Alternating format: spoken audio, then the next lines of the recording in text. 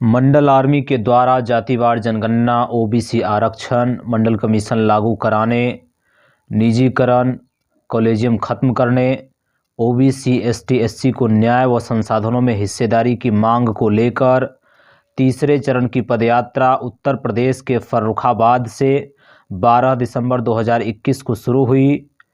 यह यात्रा 16 दिसंबर 2021 तक चलेगी। इस यात्रा के दौरान मंडल आर्मी के राष्ट्रीय अध्यक्ष अनिरुद्ध सिंह विद्रोही गांव-गांव में जाकर नुक्कड़ चौपाल लगाकर समाज को जागृत कर रहे हैं।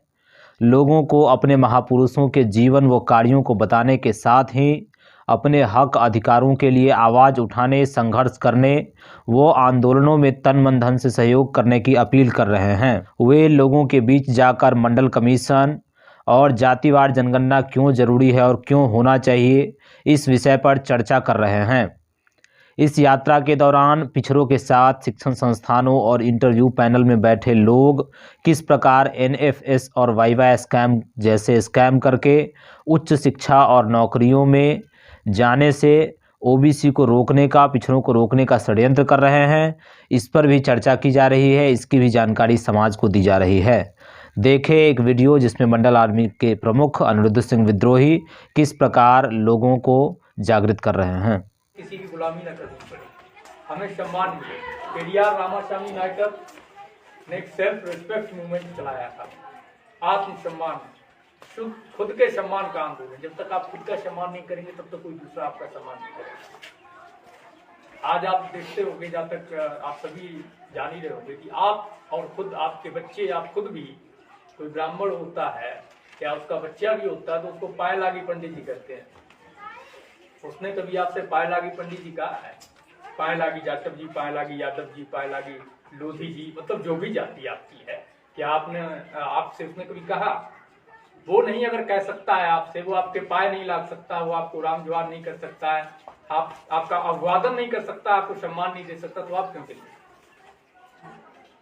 आप क्यों दे रहे हैं उसको सम्मान?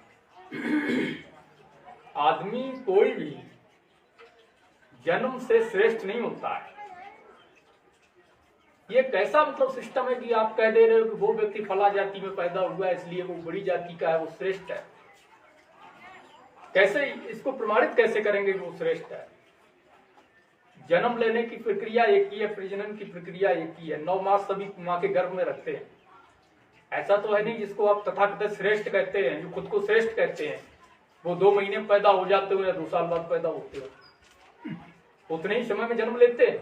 प्रक्रिया वही है, पूरे मानव जाति की, यहाँ तक कि पशु पक्षियों में भी, ठीक है। और इसके अलावा अगर बात की जाए भोजन की, तो जो अन्न, चावल, दाल, गेहूं, गुड़, मिठाई, शक्कर, आटा, नमक, दाल, मिर्च या जो भी चीजें खाने वाली हैं, जो हम आप खाते हैं वही वो तथाकथित श्रेष्ठ लोग खाते हैं।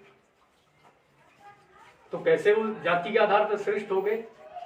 कपड़े हम लोग भी पहनते हैं, धागों के बुने हुए, वो लोग भी पहनते हैं। क्या वो लोग सोने के कपड़े पहनते हैं, पत्थर के पहनते हैं?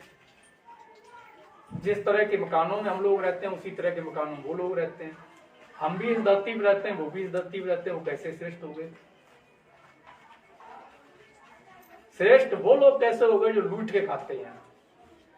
श्रेष्ठ वो लोग कैसे हो गए जो हराम का खाते हैं? अगर श्रेष्ठ की बात है तो श्रेष्ठ तो हम लोग हैं, जो मेहनत कश लोग हैं, मजदूर लोग हैं, किसान लोग हैं, कमेरा लोग हैं। हम मेहनत करते हैं, इस देश के निर्माण में हमारा योगदान है।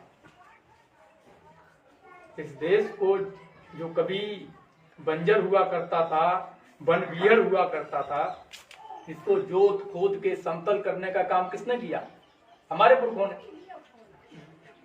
इस देश की जो भी अगर इमारतों की बात की जाए, जितनी बड़ी बड़ी इमारतें जहां आप जाते हो, घूमने जाते हो, देखने जाते हो, तो उसमें भी खून पसीना किसका लगा है?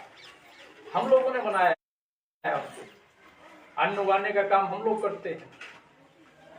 तो फिर वो व्यक्ति श्रेष्ठ कैसे हो गया जिसका कोई योगदान ही नहीं इस देश के निर्माण में, जो हराम की खाता है, लूट के खाता है, मूर्ख बना के खाता है, ठग के खाता है?